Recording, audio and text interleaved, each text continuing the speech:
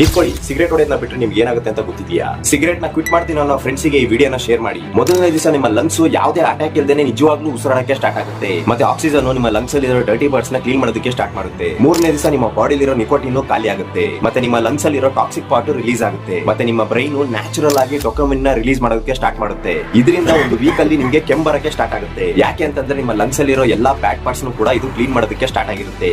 ಎರಡನೇ ವೀಕ್ ಅಲ್ಲಿ ನಿಮ್ಮ ಸೆನ್ಸ್ ಆಫ್ ಟೇಸ್ಟ್ ಮತ್ತೆ ಸ್ಮೆಲ್ ರಿಟರ್ನ್ ಆಗುತ್ತೆ. ಕಾಫಿ ಟೇಸ್ಟ್ ಕಾಫಿಯಾಗೆ ಇರುತ್ತೆ, ಬರ್ನ್ ಆಗಿರೋ ಏರ್ ಸ್ಮೆಲ್ ಬರಲ್ಲ. ಮೂರನೇ ವೀಕ್ ಅಲ್ಲಿ ನಿಮ್ಮ ಬ್ಲಡ್ ಸರ್ಕ್ಯುಲೇಷನ್ ತುಂಬಾನೇ ಇಂಪ್ರೂವ್ ಆಗುತ್ತೆ. ಮತ್ತೆ ನಿಮ್ಮ ಸ್ಕಿನ್ ಕ್ಲೀನ್ ಆಗುತ್ತೆ, ನಿಮ್ಮ ಬಾಡಿಲಿರೋ ಎನರ್ಜಿ ರೈಸ್ ಆಗುತ್ತೆ. ಜೊತೆಗೆ ನಿಮ್ಮ ಮೂಡ್ ಸ್ಟೇಬಲೈಸ್ ಆಗಿ ಇರುತ್ತೆ.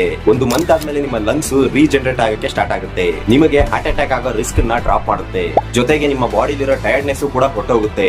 ಮೋಸ್ಟ್ ಇಂಪಾರ್ಟೆಂಟ್ ಪಾರ್ಟ್ ಏನಂತಂದ್ರೆ, ನೀವು ಸ್ಮೋಕ್ ಮಾಡೋದನ್ನ ಕ್ವಿಟ್ ಮಾಡೋದ್ರಿಂದ ನಿಮ್ಮ ಬ್ರೈನ್ ಬಾಡಿಲಿರೋ ಎಲ್ಲಾ ನರ್ಗಳಿಗೂ ಕೂಡ ಪಾಸಿಟಿವ್ ಸಿಗ್ನಲ್ ನ ಸೆಂಡ್ ಮಾಡೋದಕ್ಕೆ ಸ್ಟಾರ್ಟ್ ಆಗುತ್ತೆ. ಇದರಿಂದ ನೀವು ತುಂಬಾನೇ ಪಾಸಿಟಿವ್ ಆಗಿ ಥಿಂಕ್ ಮಾಡ್ತೀರಾ. ಒಂದು ಮಂತ್ ಕಂಪ್ಲೀಟ್ ಆದ್ಮೇಲೆ ಇದು ನನ್ನ ಬಾಡಿನ ಅಂತ ನಿಮಗೆ ಫೀಲ್ ಆಗಕ್ಕೆ ಸ್ಟಾರ್ಟ್ ಆಗುತ್ತೆ. ಸ್ಮೋಕ್ ಅನ್ನ ಕ್ವಿಟ್ ಮಾಡೋದ್ರಿಂದ ಇಷ್ಟೆಲ್ಲ ಬೆನಿಫಿಟ್ಸ್ ಇದೆ ಅಂತ ಗೊತ್ತಾದ್ಮೇಲೆ ನೀವು ಸ್ಮೋಕ್ ಮಾಡೋದನ್ನ ಕ್ವಿಟ್ ಮಾಡಬಹುದಲ್ವಾ? ಇದೇ ತರ ಯೂಸ್ಫುಲ್ ಇನ್ಫಾರ್ಮೇಶನ್ಸ್ಗೋಸ್ಕರ ಈ ವಿಡಿಯೋಗೊಂದು ಲೈಕ್ ಕೊಟ್ಟು ನಮ್ಮ ಪೇಜ್ ನ ಫಾಲೋ ಮಾಡಿ.